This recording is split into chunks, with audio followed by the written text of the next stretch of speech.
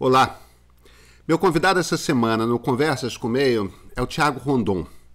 O Thiago é um dos diretores do Instituto de Tecnologia e Equidade, que é um instituto voltado para fazer o encontro entre o digital e o cívico. E claro, evidentemente, nos últimos anos, a grande preocupação é a questão da desinformação online. Ele é também o fundador do App Cívico, que evidentemente trabalha com isso. Agora, o mais importante de tudo é o seguinte: o Thiago acaba de assumir uma coordenadoria dentro do Tribunal Superior Eleitoral para trabalhar, para focar justamente na questão da desinformação digital durante o período das eleições que vem aí. Então, ele que está coordenando tudo isso. Pois é, o Thiago é um cara de código, um cara de software. Ele é essencialmente, desde a infância, um programador e já trabalhou em coisas extremamente complexas quando a gente está falando de código. E é por isso mesmo que ele traz um background, uma formação que é muito interessante para discutir o que é democracia. Porque, afinal de contas, a democracia se encontrou e está em choque com o digital. Né? A gente, no fim das contas, tem um ambiente, criou um ambiente em que o debate público, o discurso público, pode ser manipulado explorando a tecnologia por trás de determinadas plataformas de comunicação, que são as plataformas sociais que a gente está usando. Então, ter alguém que compreende democracia, mas que simultaneamente compreende código, compreende a tecnologia por trás disso tudo, é extremamente favorável, né? A gente está falando exatamente do tipo de gente que entende o problema. Então, o que eu queria do Thiago nessa conversa é isso, que ele me explicasse o problema. Tendo me explicado o problema, pudesse não resolver, porque não tem nada de trivial resolver, mas pelo menos pincelar quais são os caminhos para a gente começar a poder ter esse tipo de conversa. E, bem, evidentemente, como vocês vão ver, ele tem muitas respostas.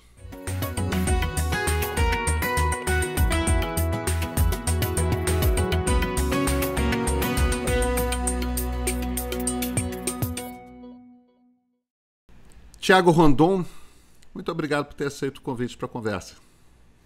Eu que agradeço, é um prazer estar aqui com você, Pedro. Bacana.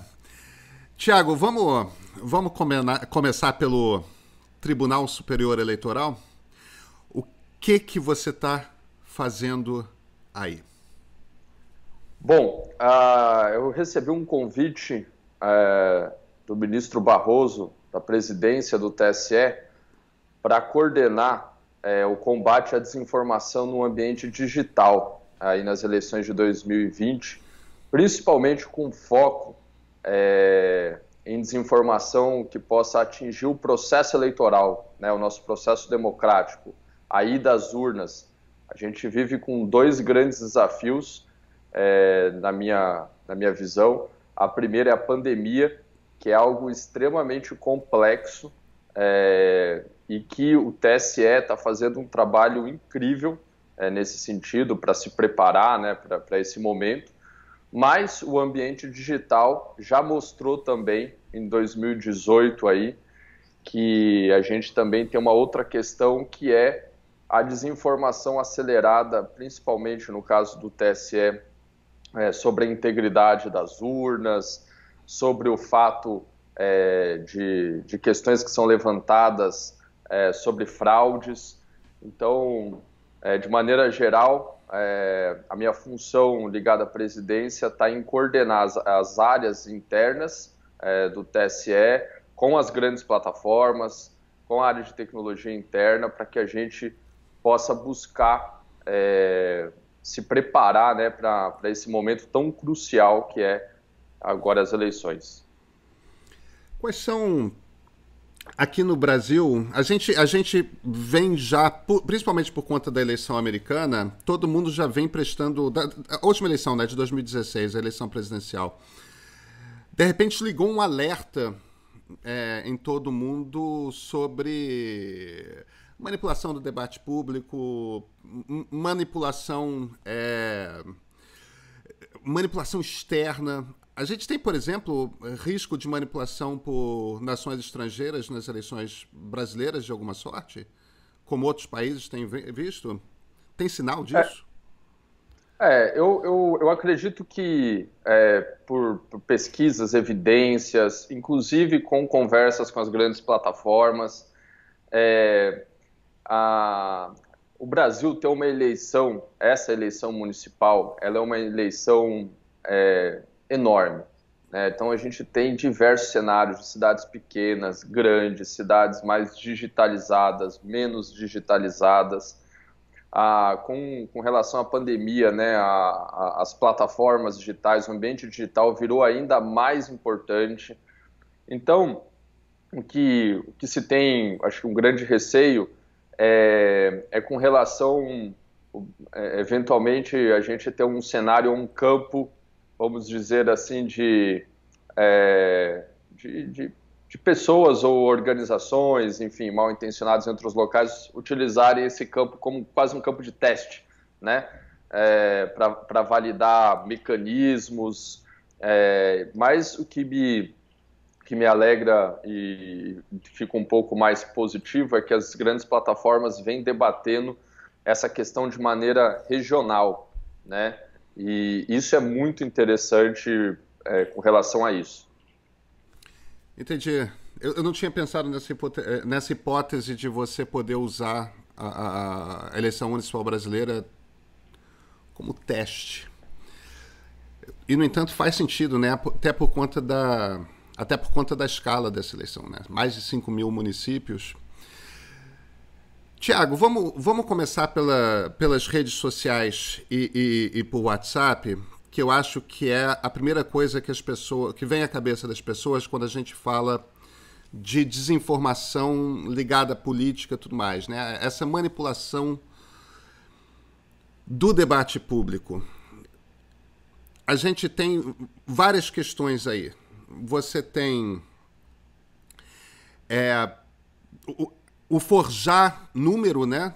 Seja com bots, seja com pessoas que são pagas com contas falsas, tudo mais. Então fica parecendo dar mais volume para um certo conjunto de ideias do que aquele conjunto de ideias de fato tem. Você tem fake news, notícias falsas que são propositalmente publicadas. Você tem teorias conspiratórias. Você percebe alguma chance de a gente conseguir resolver isso em algum momento próximo? Como é que você vê esse bicho?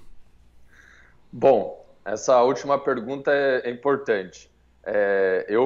Para começar essa conversa, eu gosto sempre de situar e começar a debater primeiramente sobre a democracia no ambiente digital, né? A democracia digital.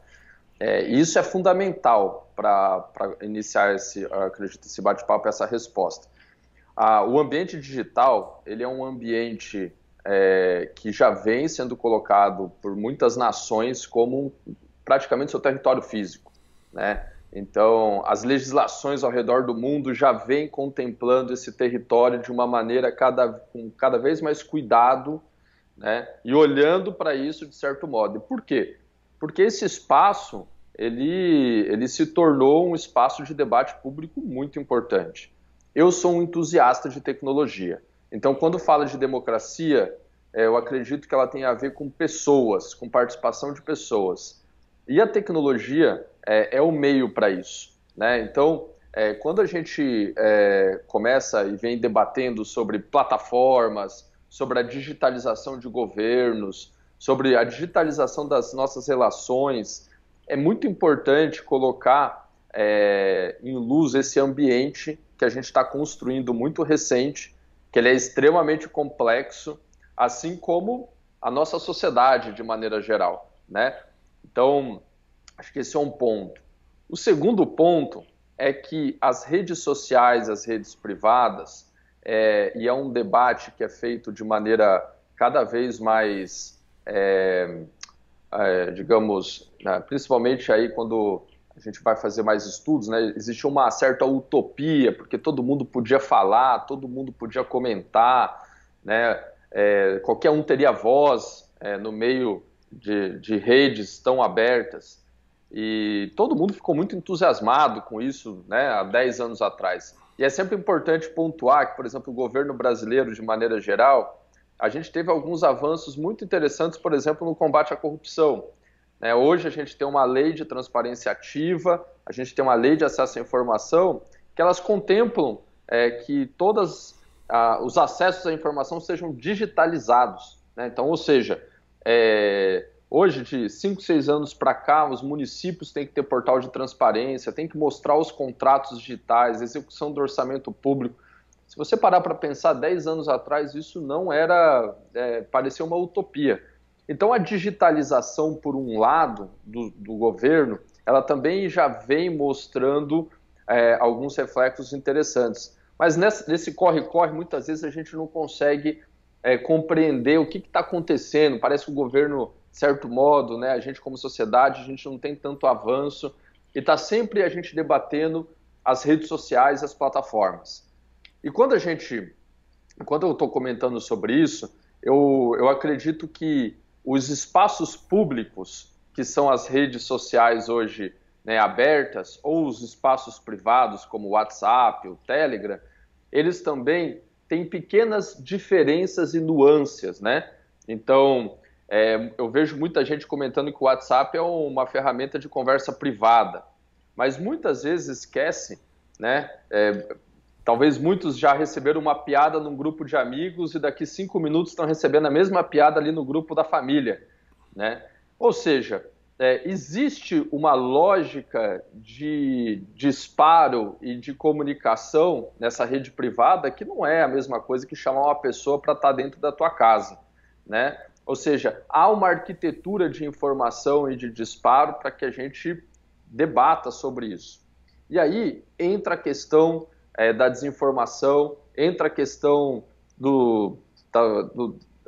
dessa difusão de informação que ela é muito mais acentuada.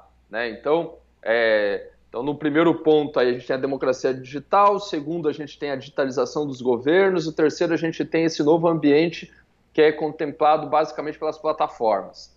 Dentro desse conjunto, a desinformação ela tem se mostrado que ela tem muito incentivo, seja de algoritmos, seja de viés de confirmação, seja de uma série de questões. Então, é um problema que ele não tem, e um desafio, diria, complexo, que ele não vai ter uma solução única, mas a gente tem que trabalhar e compreender esses incentivos, falar mais sobre esses incentivos à desinformação para procurar construir políticas públicas, ter cooperação com as plataformas. As instituições públicas, no meu ver, nesse segundo ponto, ficaram muito paradas nesse sentido e não tiveram um protagonismo nesse novo ambiente. E eu vejo que a desinformação também é uma maneira de, digamos assim, é quase um sintoma da falta de participação digital, que as instituições estão sofrendo agora, quando a gente fala de desinformação à instituição. Então, assim, eu falei aqui várias coisas, tem muita coisa para a gente abrir, mas eu queria primeiro dar esse panorama aí e deixar contigo aí as perguntas. Tá, então eu quero aproveitar esse gancho aí que você falou, me ajuda a explicar esses conceitos. Você falou de algoritmos, você falou de viés de confirmação, você citou um terceiro que era... Difusão de informação. Difusão de informação. Vamos gastar um tempinho falando sobre cada um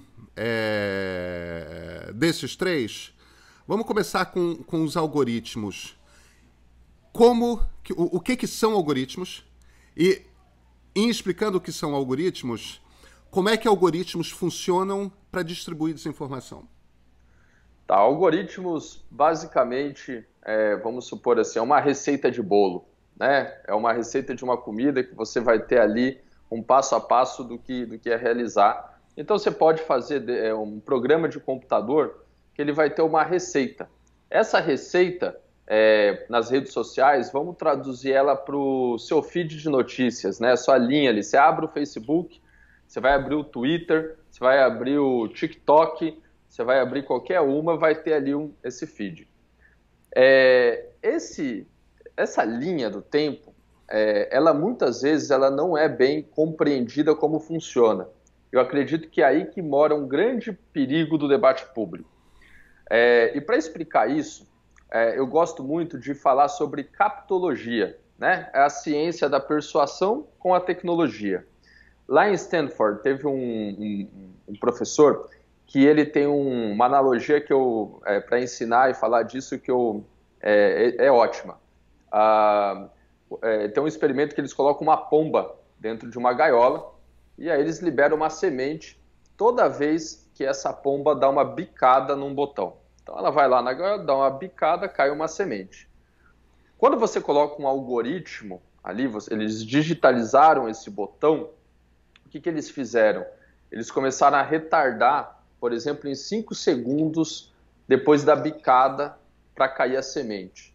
Aí eles colocaram um algoritmo mais aleatório. Então demora 1 hora, 5 minutos, imediatamente. Então a pomba nunca sabia quando aquele alimento caía. Qual que é o resultado? A pomba passava o dia inteiro bicando.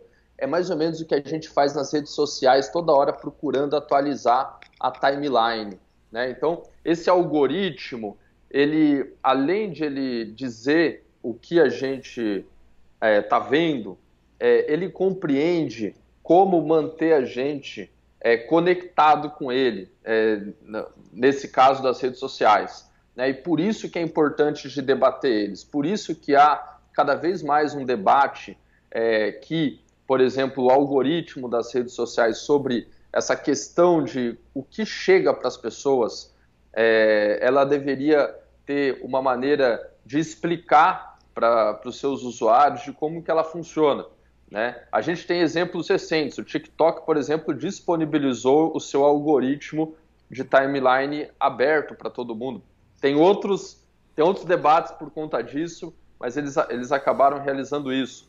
A França teve uma lei, por um período lá, um projeto de lei, que o Facebook deveria explicar, por exemplo, quando aparece um post, por que você está recebendo aquele post? Porque teve um anúncio, porque você deu um like nessa página, porque você é um amigo de certas pessoas.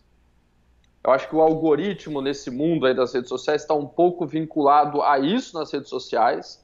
E no caso de plataformas de mensagem como o WhatsApp, fica até um pouco mais complexo da gente debater ele, mas né? Quando o WhatsApp diz, por exemplo, que você só pode encaminhar para 5 pessoas ao mesmo tempo, essa é uma limitação do algoritmo, né? Que está ali, de certa maneira, tentando controlar essa difusão, esse compartilhamento de mensagens.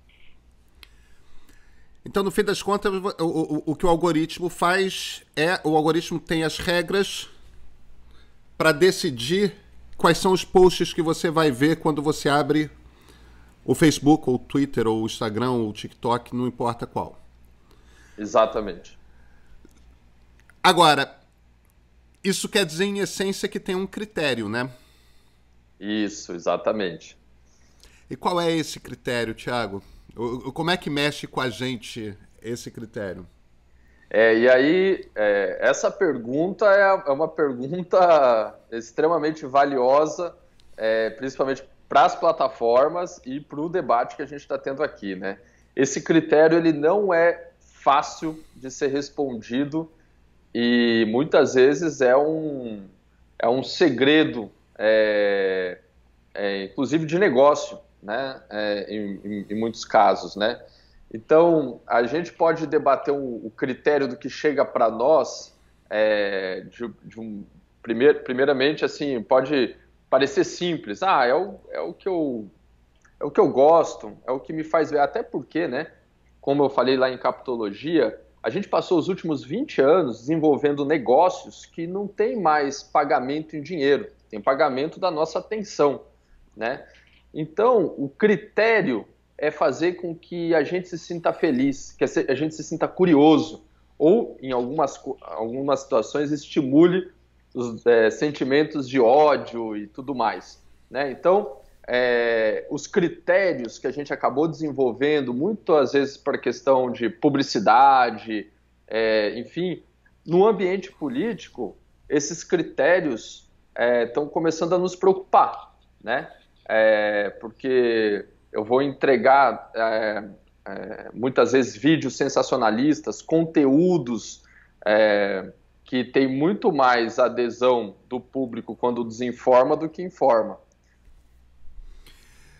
Pois é, como esses algoritmos são baseados em inteligência artificial, que fica ali tentando adivinhar o que nos estimula, a minha impressão constante é o seguinte, principalmente quando a gente está trabalhando com política, discutindo, conversando sobre política, o critério para fazer com que a gente fique, como você descreveu, curioso, estimulado a continuar lá, é deixar a gente num estado constante de ira, com raiva do outro e tudo mais. Você acha que eu estou errado? Eu acredito que uma parte do debate, sim, mas também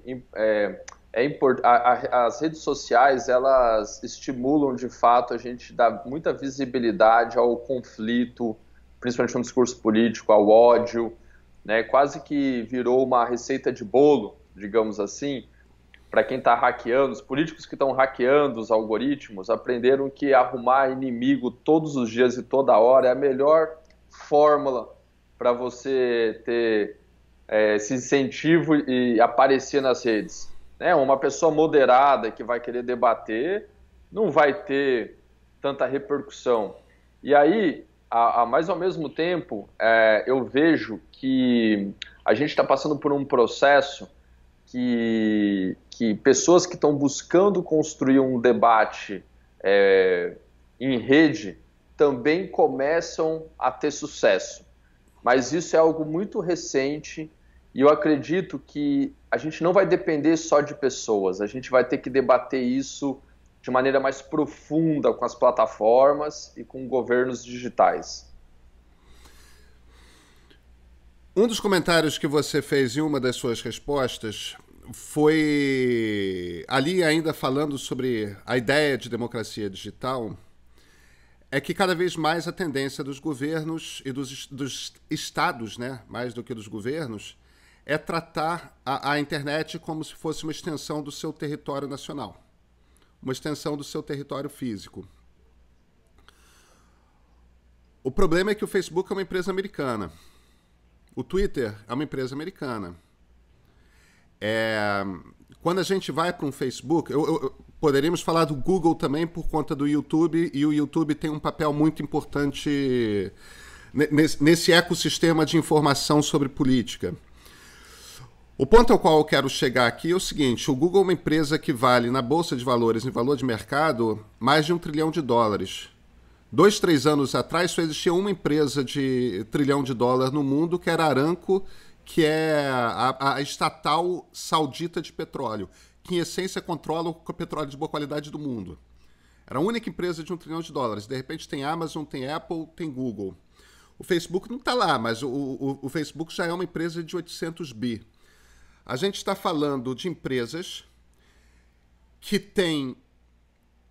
que ocupam uma extensão territorial imensa, porque elas são empresas dominantes em 2/3 dos países do mundo, seja por causa do seu hardware, né, os seus celulares, o sistema operacional dos celulares, seja por conta das redes sociais, seja por conta do mecanismo de busca, não importa. Então existe um conflito, me parece, entre os estados quererem tratar a internet como uma extensão do seu território nacional e o fato de que o nosso debate político está acontecendo nos ambientes digitais de empresas que não são empresas nacionais e que têm um poder econômico sem paralelo na história da humanidade. Tudo bem, as empresas estão dispostas a conversar e conversam com as autoridades. Agora, elas não parecem ser capazes de resolver o problema. Eu não estou nem entrando no mérito de elas não querem resolver o problema, porque eu acho que de alguma forma elas querem, mas elas têm um conflito também, né? Porque, afinal de contas, o algoritmo serve para você ficar muito tempo, para ela apresentar muita publicidade para você. Se ela mexe no algoritmo, você fica menos tempo, porque você fica menos incitado a estar lá. Cara, o quebra-cabeças é impossível de resolver, ou não é? Eu vejo também da seguinte maneira, é perfeita a sua explicação, a gente tem um problema, principalmente aqui no Brasil, de não ter as plataformas não serem, eu não sei, eu acho que é um desafio, né, de não ter plataformas nacionais,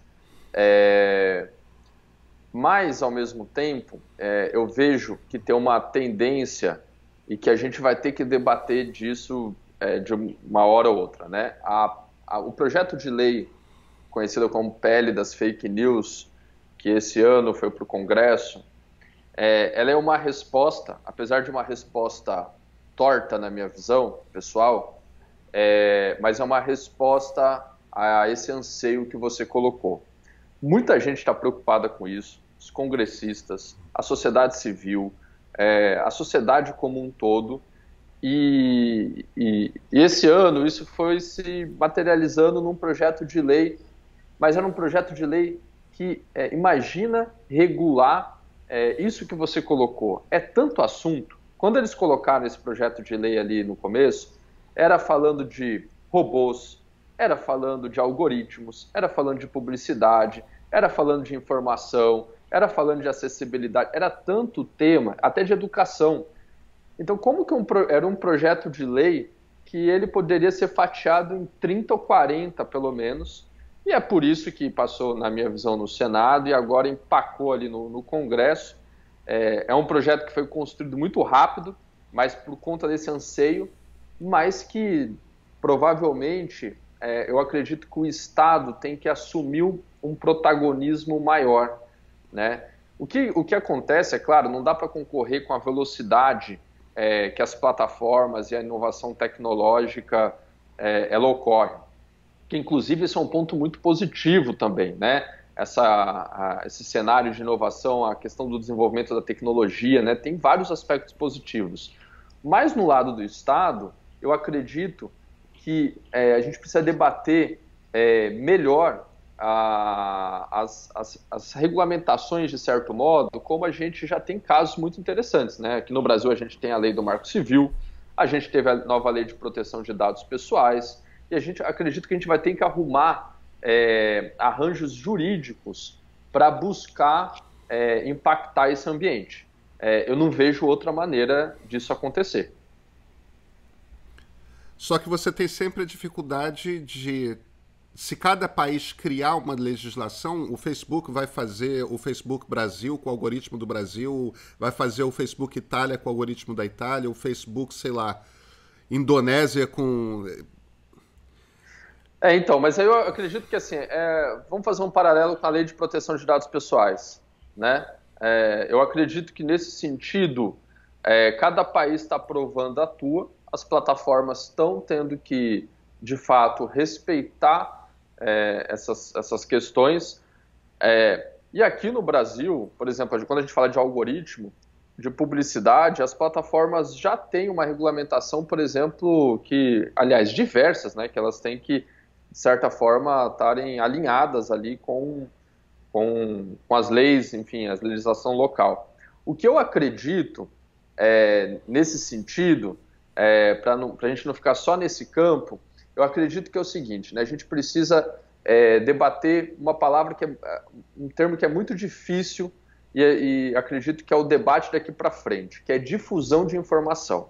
Eu acredito que esse é o termo que, de certo modo, quando a gente fala de desinformação, como que essa desinformação ocorre, né? Então a gente precisa debater isso mais, como que a difusão dessa desinformação está sendo incentivada, porque está claro que atualmente a gente tem incentivos de todos os tipos, financeiros ao orgânico. Da mesma maneira, eu acredito que a gente tem que começar a debater a difusão de informação, né? E da informação de qualidade. E isso é muito difícil, porque geralmente a gente vai tentar buscar um arranjo muito imediato. Mas difundir informação de qualidade é um desafio e eu acredito que é uma outra resposta. parece assim, mas tudo bem, agora a gente vai começar a trabalhar e vamos começar a atuar com isso, né? A gente sempre vai cair no ponto de educação, a gente vai cair em diversas outras questões como essa, mas a gente vai ter que encarar isso, né? A gente vai ter que debater mais, tanto como Estado, mas como sociedade, como que uma informação de qualidade ela pode percorrer as redes sociais da mesma maneira que uma desinformação, né? Pois é, então tudo bem. Vamos sair um pouco da questão dos algoritmos e das redes e da dificuldade e entrar um pouco na questão da difusão de informação. E me permita puxar a conversa um pouco para o WhatsApp. Por que o WhatsApp? Porque o WhatsApp se tornou, no Brasil, a mais complicada ferramenta de difusão de informação. Por um lado, porque todo brasileiro usa o WhatsApp. Todo brasileiro. Se você já tem idade para ler e ter um telefone celular... Nem para ler, né? É verdade. Nem precisa ler, porque a quantidade de vídeo, a quantidade de áudio, tudo mais Agora, e evidentemente a gente sabe, isso ficou claríssimo na última eleição presidencial para governador, em 2018, se tornou um canal de difusão de desinformação importantíssimo. Assim, uma máquina de desinformação que trabalha o WhatsApp com muita competência aqui no Brasil. O WhatsApp pertence ao Facebook. Não só eu, como inúmeros outros jornalistas, já tivemos conversas com o pessoal do WhatsApp em que a gente se vira e fala: cria alguma maneira de a gente permitir assinatura de informação, com algum critério que vocês estabeleçam, que você possa chegar para um grande jornal, para um pequeno site e escolher: olha, eu quero receber informação X vezes por dia dessa fonte na qual eu confio. Estrutura isso. Aí a resposta que o pessoal do WhatsApp sempre se dá nós não somos um canal de broadcast. Ou seja, você já deve ter ouvido isso muitas vezes. Ou seja, nós somos um canal de conversas privadas ou de pequenos grupos, nós não somos um canal de difusão de informação para grandes... E alguns jornais grandes do país chegaram a tentar, tudo bem, nós vamos nós mesmos fazer serviços de assinatura de informação via WhatsApp. Começam a fazer, o WhatsApp percebe que aquele determinado número está enviando para uma quantidade muito grande de pessoas e diz que é um uso não autorizado da plataforma, então você investe um dinheiro para criar, mesmo para distribuir informação de graça, né? Você investe um dinheiro para criar aquele negócio, e aí o WhatsApp chega e derruba aquele número, você não consegue mais usar.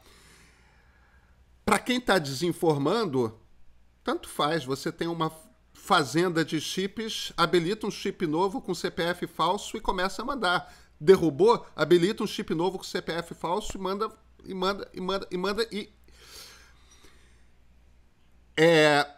Então tem um momento aí, eu concordo inteiramente, a gente precisa encontrar maneiras de injetar nesse sistema informação com credibilidade.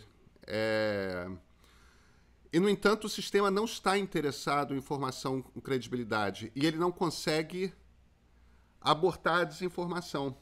E aí eu volto ao ponto. Como é que você legisla sobre isso? Você não vai legislar dizendo que o WhatsApp é obrigado a oferecer serviços de assinatura? Não vai, né? Porque você tem que legislar para o problema geral, não para uma empresa particular, que é o problema de 2020, sei lá qual é o problema que a gente vai ter em 2024. Como é que você lida com essas empresas quando elas decidem no discurso delas interditar uma conversa? Porque no fim das contas é isso. Quando o WhatsApp diz nós não somos um serviço de broadcast e quando é usado como broadcast é um uso irregular, tá sendo usado. E aí? Uhum. Eu gosto de ponderar também a questão da infraestrutura digital que foi criado. E aí eu gosto de deixar claro uma questão das plataformas de mensagem instantânea que eu vejo como muito importante, que é quase uma conquista do cidadão digital, que é o acesso à criptografia, né? Então, assim, a gente hoje tem um direito de conversar digitalmente entre pessoas e ter certeza que não tem ninguém lendo essa mensagem, ou a gente tem uma certa garantia ali da plataforma, no caso, né? Ali do WhatsApp. Como a gente tem um Telegram, como a gente tem outras plataformas. Eu acredito que assim, né, a gente tem uma arquitetura de rede. Como eu falei lá do espaço privado, eu não vejo o WhatsApp como um espaço privado. Não enxergo ele dessa maneira. A dinâmica leva a gente a uma ferramenta de comunicação pessoal, mas cada vez ela é mais profissional, ela tem grupos de informação. Hoje você vai assistir, vai ter acesso a um serviço, mesmo de grandes empresas, você vai receber uma mensagem via WhatsApp. Então, ela é uma plataforma atualmente que ela é muito maior do que só uma conversa privada. E isso é importante também de balancear, né? Então, se por um lado a gente teve essa questão de comunicação privada, que eu vejo como uma conquista, tá? Assim, tipo, você poder conversar de maneira criptografada com essa facilidade. Mas, por outro lado, a gente já viu que extrapolou muito essa questão. E aí, eu vejo que é um grande desafio, porque a gente tem, no caso do WhatsApp, por exemplo, né, o Brasil tem um marco civil, mas a gente tem o Zero Rating. O que isso significa, né? Por que o WhatsApp é a plataforma mais usada no Brasil? É porque, para a maioria dos brasileiros que não tem um plano de dados, pode usar o WhatsApp sem pagar. Então, é um serviço que está sendo utilizado. Então, assim, não para explicar um pouco por que uma ferramenta como o WhatsApp é tão popular no Brasil. Se você pegar outros países no mundo, como Índia, por exemplo, onde você vai ter outras ferramentas de mensagem que são mais populares, o que acontece? Tem um incentivo desse ecossistema, desse território. Então, aqui no Brasil, a gente tem um incentivo muito claro para a adesão do WhatsApp. Tá? Assim, e aí eu acho que isso é importante da gente colocar. E o que acontece, né? Sendo o WhatsApp uma plataforma de comunicação, enfim, de difusão, que eu acredito que pode ser um grande receio e cada vez maior, se por um lado o WhatsApp sofreu muito com isso, né, com a judicialização do uso da plataforma uns anos atrás, e sempre respondeu, a gente não tem acesso às mensagens, né, eu vejo que começa um movimento agora desse debate que você está colocando de maneira mais incisiva. Sim, o WhatsApp é uma ferramenta de difusão de informação e a gente precisa discutir disso, a gente precisa conversar mais disso. Como você falou, não acredito também, pessoalmente, que não é possível, sei lá, legislar sobre um modelo de negócio em cima do WhatsApp e tudo mais. Mas eu acredito que a gente pode falar e legislar mais sobre difusão de informação, que inclusive na pele das fake news era um tema bem abordado também.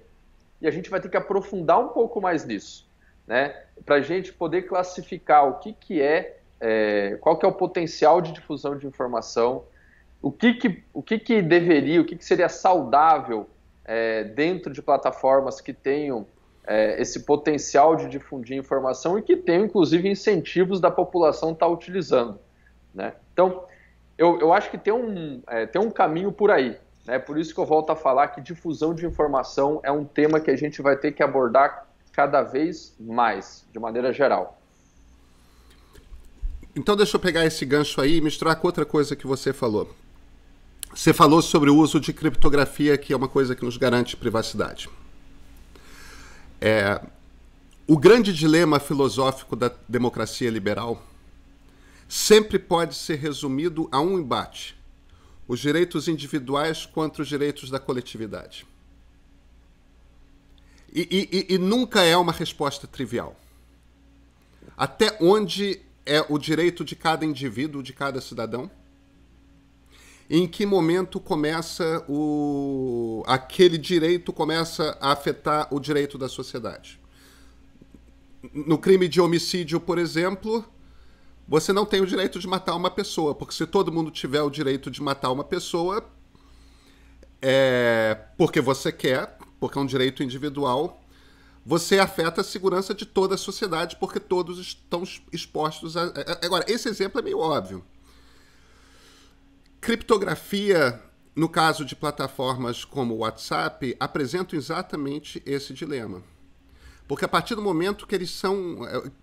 A partir do momento que esse tipo de plataforma é usada para desinformar e afeta a maneira como as pessoas percebem a realidade e, portanto, afeta como as pessoas votam, isso quer dizer que existe um estímulo para os grupos políticos que não têm pudores em desinformar, de ganhar uma força num cenário de eleição.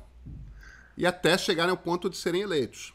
E a sociedade não tem o direito de tentar descobrir como é que é o caminho da desinformação, porque a criptografia impede tecnicamente que a gente faça, que a gente peça ao TSE ou ao STF ou um tribunal de justiça local.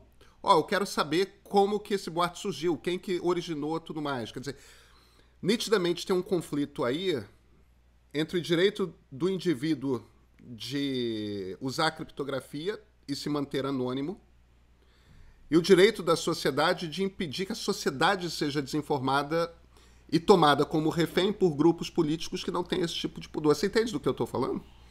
Entendo, e me permita discordar um pouco sobre a questão da criptografia. Eu acredito que a criptografia ela é de extrema importância numa rede como a internet descentralizada. Se nós não tivéssemos criptografia, a gente ia ter muito o que a gente chama de ataque do homem do meio, né? Não sei se você já ouviu falar, mas basicamente, quando você tem, né, na internet, por exemplo, eu estou aqui conversando contigo, gravando esse vídeo, devem ter pelo menos uns 20 pontos de servidores em que está passando todos esses dados. Nós podemos ficar tranquilo, porque eu sei que o Skype, por exemplo, esse protocolo de vídeo, está criptografando de uma maneira que, até onde a gente tem conhecimento, enfim, e nenhuma evidência técnica, é impossível de alguém no meio desse caminho estar lendo essa mensagem. A questão é que se a gente não tivesse criptografia, a gente não teria uma rede potente e confiável como a gente tem hoje. A criptografia, quando a gente estava comentando sobre questões de Estado, plataformas que fazem parte de outras nações, ela é fundamental, né? A gente teve um grande escândalo nesse tipo de assunto, como a criptografia, né, conhecido com o Snowden e a NSA, que tentaram, de certo modo, influenciar em algoritmos de criptografia utilizado abertamente na internet. E isso é complicadíssimo, isso é um assunto muito sensível, ao ponto de que hoje os protocolos de criptografia utilizados na internet e pelas plataformas, pelas nações, são abertos e são, digamos assim, assegurados por diversas academias, estudiosos, nações e plataformas. Então, me parece que a criptografia é um protocolo para que a gente possa ter uma rede desse tamanho. Sem ela, a gente não eu acredito muito que a gente teria hoje, e que a gente vai ter que segurar esse tranco, né? A gente já teria acelerado o processo de ter uma internet por país, né? Que é uma coisa que que é uma tendência geral a gente dividir a internet, mas o que segura essa rede grande, na minha opinião, pelo menos, um dos fatores grandes é o acesso à criptografia. Então, eu vejo que esse é um ponto importante. Só que do outro lado, você colocou um ponto que é o dilema hoje principal, e você colocou muito bem essa questão da liberdade individual e coletiva. Eu acho que esse é um dilema da inovação tecnológica, de certo modo, né? A gente começou a construir modelos de negócios que, de fato, a gente tem que debater esse ponto de uma maneira muito mais com uma lupa. Por isso que eu volto dizer sobre difusão de informação. Eu acredito que as liberdades, elas estão muito ligadas à sua capacidade de difundir também uma informação. É muito fácil, vamos pegar um caso simples, um influenciador digital hoje, por exemplo, vai ter uma capacidade de difundir uma informação, às vezes certa ou errada, de uma maneira muito maior do que uma pessoa que talvez tenha uma informação de qualidade ou pode inclusive ser calada por conta de não estar bem inserida nessa rede. E aí eu acredito que tem uma questão de desproporcionalidade, né? Então, e aí essa desproporcionalidade do debate público está ligada à difusão de informação e talvez a gente vai ter que fazer propostas, né, para se precaver desses abusos, né, para contemplar exatamente esse dilema que você colocou, né? Então, no fim das contas, o que você está dizendo é que, no balanço, da maneira como você lê, os interesses da sociedade seguem sendo melhor servidos pela existência de criptografia do que pela ausência dela. Exatamente. Tá. Deixa eu pegar, então, viés de confirmação. Porque a gente está falando muito das plataformas aqui, e o problema não está só nas plataformas, o problema também está em todos nós. Fala um pouco sobre viés de confirmação. O que é viés de confirmação? Como é que ele funciona nessa conversa? Os algoritmos nos conhecem muito bem, né? Então, quando eles estão entregando uma publicidade para nós, né, a gente até fica desconfiado se os dispositivos não estão nos escutando. Será que o celular não está me ouvindo, né? Será que o celular não está me ouvindo? E aí chega uma propaganda, uma informação, né? E o que é super importante a gente pontuar, hoje os algoritmos conhecem muito melhor os nossos medos, os nossos sentimentos, do que provavelmente a pessoa até que mora contigo na tua casa. E isso eu estou falando porque é comprovadamente, né? A gente tem testes acadêmicos em cima disso. Então, os algoritmos, eles se desenvolveram de tal maneira que eles nos conhecem muito, muito bem. Dito isso, quando a gente vai falar na esfera política, eles conhecem as nossas crenças, né? Eles sabem no que a gente acredita. Se a gente, por exemplo, é a favor do aborto ou contra aborto, por exemplo, vamos colocar uma pauta num país como o Brasil, religioso, que é uma pauta que divide muitas pessoas, com certeza os algoritmos das grandes plataformas têm um conhecimento muito mais profundo sobre como isso foi formado, não sobre a nossa opinião, o que é um pouco diferente, né? Como a gente chegou nessa conclusão. E isso é muito potente. Isso tem uma potência para a publicidade enorme, e isso tem uma potência para a política gigantesca, né? E que começa a facilitar, por exemplo, que agentes políticos possam entregar uma mensagem para um grupo, pode entregar duas mensagens que elas podem fazer pequenas alterações, mas para poder falar, por exemplo, contigo, te agradar e falar comigo para te agradar. Imagina, na política, você não ter um discurso unificado. Ou seja, eu posso ter uma ferramenta para agradar você, me agradar, e eu diria que isso confirma uma visão minha de mundo, confirma uma visão sua de mundo, e nós dois estamos aprovando uma mensagem de uma mesma pessoa. Então, isso, na minha opinião, é uma questão muito delicada na política. E aí eu gosto muito, tem uma ministra digital em Taiwan, a Audrey Tang, é fantástica, tem uma atuação incrível, e esse ano fez um dos melhores exemplos que eu vi com relação a viés de confirmação e utilizando redes no combate ao Covid. Quando começou a sair um grande número de desinformação, eles adotaram nos agentes públicos o humor. mensagens de humor ridicularizando a desinformação, mas sempre nesse humor utilizando questões culturais e históricas de Taiwan.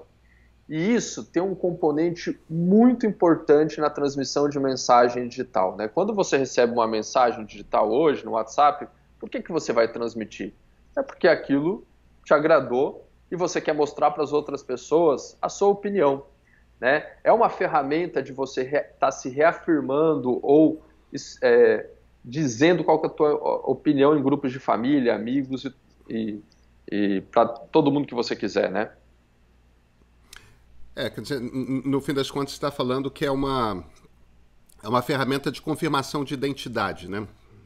Você está consistentemente, através dessas mensagens, memes e vídeos e tudo mais, confirmando, dizendo para todo mundo quem você é. Exatamente. Falando... E hoje a gente vive né? Todo mundo brinca, né? Que hoje todo mundo tem opinião sobre todo mundo, né? Assim, de certa maneira. E as mensagens que viralizam, elas nos ajudam a opinar sobre diversos assuntos, né? Então, no digital isso acaba acontecendo de maneira bem ágil, né? Pois é, isso deixa eu dar um exemplo que eu acho que ilustra para quem está assistindo o que você está falando, e eu faço questão de estabelecer que esse é um exemplo que eu estou dando, não é você que trabalha no TSE que está dando.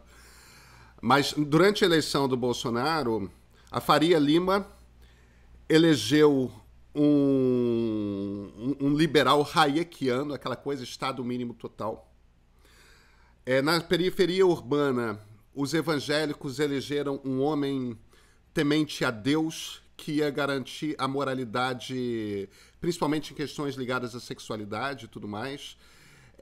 Um grupo de brasileiros, principalmente no Brasil agro, elegeram o político que vai liberar o uso de armas, tudo mais. E para cada uma dessas pessoas, por conta do tipo de mensagem, por conta do tipo de grupo que eles estavam, e, portanto, por conta do tipo de mensagem que eles recebiam, aquela pauta parecia ser a principal pauta do candidato Jair Bolsonaro.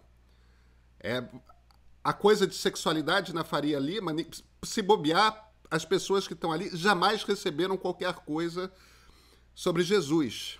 E em essência, a ferramenta te permite se apresentar como um candidato diferente para cada grupo de interesse. Agora, eu estou falando do Bolsonaro, qualquer candidato poderia fazer isso, né?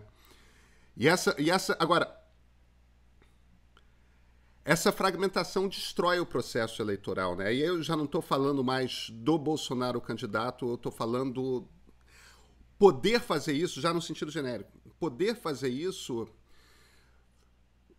muitas vezes, principalmente se você não complementa a sua informação com imprensa, e aí não importa, mas com uma visão geral, se você só está se informando pela internet, e cada vez mais pessoas só se informam pela internet e pelas redes,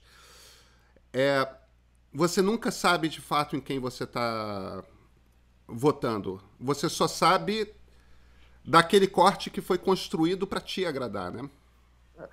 Mas aí eu acredito que tem uma questão que é importante. O que você colocou perfeito sobre essa questão da fragmentação, ela tem muito a ver com a rede, tem muito a ver com o algoritmo, tem muito a ver com uma série de fatores. O que eu estou querendo dizer é que, na minha visão, também debater que isso é uma ferramenta utilizada, às vezes, de maneira unicamente por exemplo, um agente institucional, político, etc., como se tivesse uma orquestração e fosse uma ferramenta que desse todas essas possibilidades, eu não sei se é o melhor caminho da gente debater a tecnologia nesse sentido, porque eu acredito que a tecnologia é quase como se a gente estivesse debatendo o produto final, né? Mas a construção dessas redes, como você colocou, por exemplo, da questão que você deu, dos exemplos que você deu, são essas bolhas, né? Os algoritmos que estão permitindo ou que estão construindo esse efeito na sociedade. Os algoritmos, o ponto de que eles estão nos atendendo com o nosso viés de conformação, eles estão dividindo a sociedade. E isso, o exemplo que você usou da fragmentação é muito preocupante, porque, na realidade, a gente está cada vez mais construindo um debate de divisão e a gente está se afastando de um debate para consenso, né? A gente não... as plataformas, elas estão criando uma maneira, e se a gente não lê da maneira que você colocou, a gente também não vai conseguir propor nada, tanto para as plataformas ou como sociedade. A gente precisa, e aí entra um ponto que eu acredito que é crucial, o papel das instituições públicas. As democracias digitais, no meu ver, elas estão colocando as instituições num papel fora de uma zona de conforto, ou seja, se a instituição está ali só para cumprir a sua função, não ter protagonismo nenhum no campo digital, o que está acontecendo? Elas estão sendo extremamente atacadas. Extremamente. Elas estão perdendo relevância para uma série de bolhas. Se as instituições não entrarem em campo, compreenderem essa fragmentação que você está colocando, eu acredito que a gente vai sofrer muito mais como democracia. Então, é hora da gente cobrar das instituições esse protagonismo e essa leitura de que a sociedade está se fragmentando e eles precisam ser esse agente de consenso no campo digital e desse debate. Eu acho que você traz um ponto importante aí, porque se a gente está numa mesa de bar, sei lá, com umas 6 pessoas, e de repente duas das 6 pessoas começam a debater de forma mais ríspida, porque discordam de qualquer coisa, imediatamente na mesa se impõe o silêncio, e depois de um tempo, se a coisa começa a perder o controle, as pessoas não envolvidas naquela conversa começam a tentar furar aquela discussão para trazer os pontos de consenso. A nossa natureza, quando estamos fisicamente presentes, mesmo quando há debates mais ríspidos, a máquina humana tende a... Não, peraí, calma, baixa a bola, vamos... Mas e se a gente vier por aqui? A gente tem incentivos ao consenso.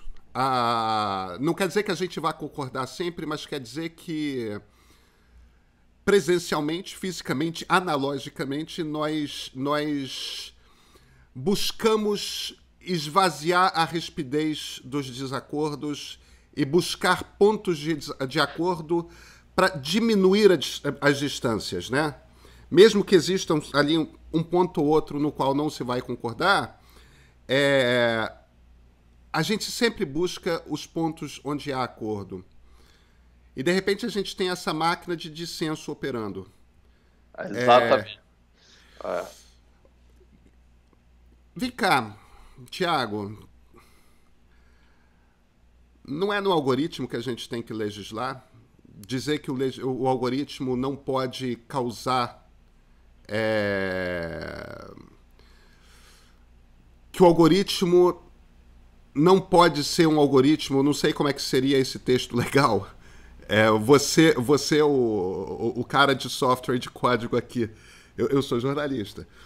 Mas será que o caminho não é tentar legislar dizendo que um algoritmo não pode ser uma máquina de forçar divisões da sociedade?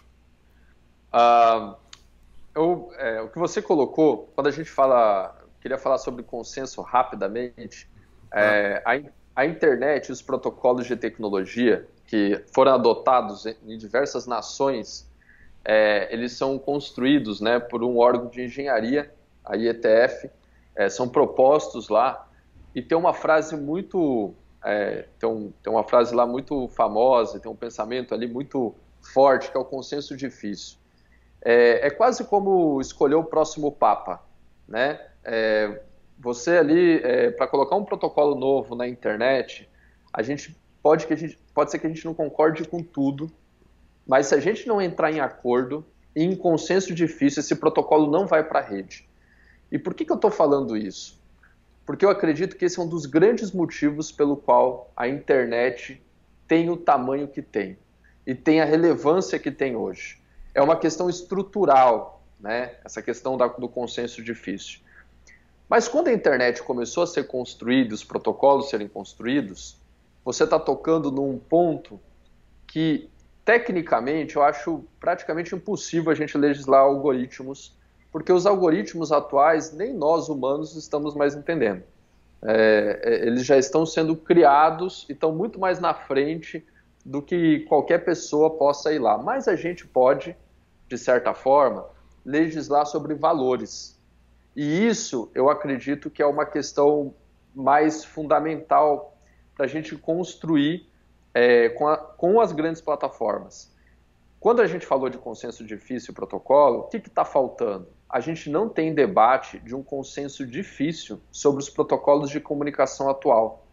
A gente debateu muito os protocolos de infraestrutura da internet.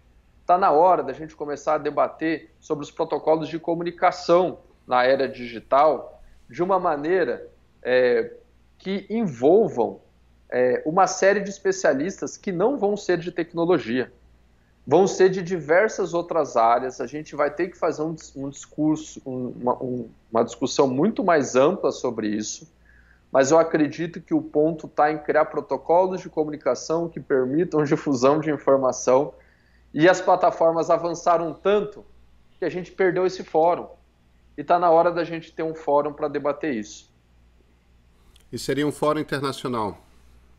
Eu acredito que é muito mais internacional, mas não esperar que isso venha da área de tecnologia.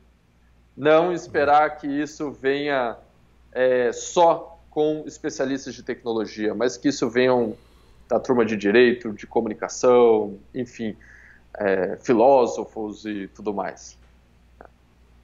Eu sempre tenho essa impressão, estão faltando filósofos nesse debate. Eu estou falando sério, estou falando sério, que tem algumas coisas que são debates sobre valores, que é uma coisa mais profunda. E aí a gente vem voltando aqui ao círculo, a gente está se aproximando da 1 hora de conversa. Então eu quero te fazer uma pergunta final. E de repente você que já tem essa militância, vem de um cara que escreve código e de repente e há alguns anos já está trabalhando com foco nesse encontro entre o digital e democracia, com foco mais recentemente na questão nesse debate a respeito de desinformação, e de repente você está no TSE. Boa parte do problema que nós temos é que uma quantidade imensa de pessoas não entende nem conceitualmente o problema do ponto de vista técnico. Não entende como é que algoritmos interferem nisso. Não entendem a questão, com clareza, a questão de... Cara, qual o papel das plataformas? Quais são as nossas tendências humanas que algoritmos exploram? Não que seja necessariamente ruim, mas exploram. Quer dizer, existe um trabalho aí de conscientização em inúmeros níveis. Tem certas parcelas da sociedade, advogados, gente ligada ao terceiro setor, jornalistas, pessoas que trabalham mais proximamente com política, que deveriam ser educados a respeito de como que a coisa funciona do ponto de vista conceitual. Agora, para além de quem trabalha de alguma forma com política, existe a população geral. Tem uma parte aí, as pessoas teriam as suas próprias defesas. Se você sabe, por exemplo, como que o algoritmo trabalha com seus vieses de confirmação, você deixa a sua guarda um pouco mais alta. Vem cá, será que eu não estou comprando isso aqui porque eu quero acreditar nessa informação? Porque ela confirma aquilo que já são minhas crenças mais profundas? Quer dizer, tem um trabalho aí de traduzir tecnologia. Vocês têm algum tipo de plano para isso? Como é que... eu sei que vocês não têm tempo, tá? Que a eleição é em novembro e nós já estamos em setembro. Mas eu digo a longo prazo.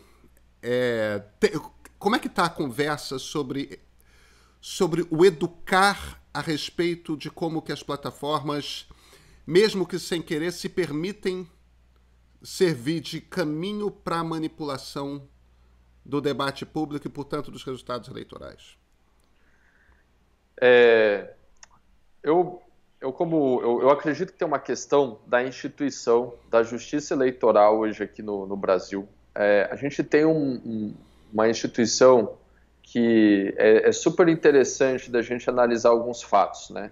Provavelmente a gente tem uma das instituições mais digitais do mundo do processo eleitoral, se não a mais. É claro que países menores, não com a complexidade do Brasil, vão estar, como Estônia e outros países, né, vão ter um outro tipo de facilidade, mas também não tem um receio tão grande de ataques e fraudes como existe aqui.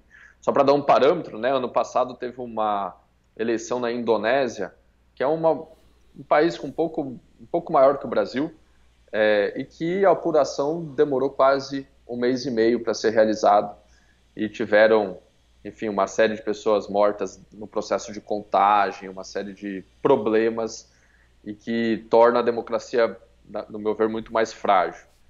O TSE, de maneira geral, eu acredito que dentro das esferas que a gente tem de uma democracia digital, hoje você tem uma série de dispositivos já, tanto de participação, de construção, enfim, de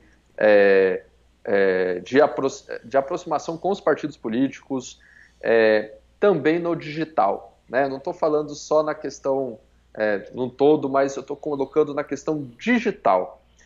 E aí, nesse ponto, a gente, esse ano, por exemplo, eu acredito que a gente sempre fala de desinformação querendo combater a desinformação, né? Então, a gente sempre está olhando para a desinformação com...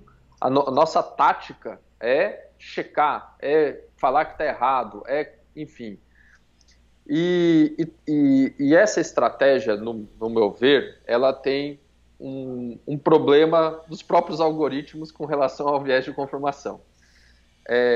Mas no outro ponto, como o TSE já tem essa estrutura digital, o Brasil, por exemplo, nessas eleições tem o e-título, né? Você pode ter sua carteira, por exemplo, de votação no celular. Esse ano a gente vai ter 2 milhões de mesários que tem um aplicativo do TSE instalado no teu dispositivo. A gente tem uma série de outras iniciativas com partidos, com os candidatos, etc., que já estão conectados digitalmente ao TSE. Então eu acredito que numa chuva de desinformação, né, que existe, porque é uma estratégia que existe de se colocar, um papel da instituição é fazer uma chuva de informação de qualidade, buscar as plataformas para buscar cooperação com relação a isso, atuar nos pontos digitais que o governo já tem com relação a isso, e o problema é enorme, né? Então, mas o desafio, pelo menos aqui, que nesse momento estou conduzindo, tem muito a ver com a credibilidade do processo eleitoral. Imagina, né, a maior esperança que a gente tem politicamente é o depósito na urna, né, onde a gente deposita essa esperança, e tem hoje uma plataforma com muita credibilidade. Então, respondendo a tua pergunta já um pouco do que a gente pretende fazer já agora e a longo prazo, no meu ver, que não tem como eu dizer sobre o longo prazo, mas aqui no curto mais, é buscar criar redes de pessoas que queiram ajudar e participar desse desafio junto ao TSE para difundir informação com qualidade. Thiago Rondon, muito obrigado pela conversa. Eu que agradeço, e tá ótimo, é um prazer estar contigo. Os debates, eu acredito que você realiza sobre democracia, e acredito que a gente precisa cada vez mais debater essa aproximação da democracia e da política com o digital. Isso tem um valor enorme, é um processo também, como você colocou, não só de compartilhar informações, mas eu acredito de colocar, né, as possibilidades e a gente decifrar, decodificar esse ambiente que é cada vez mais importante, né, para a construção da nossa sociedade de maneira geral. Pois é. Não, em algum momento vai dar certo, cara. Vai sim. Valeu, Thiago.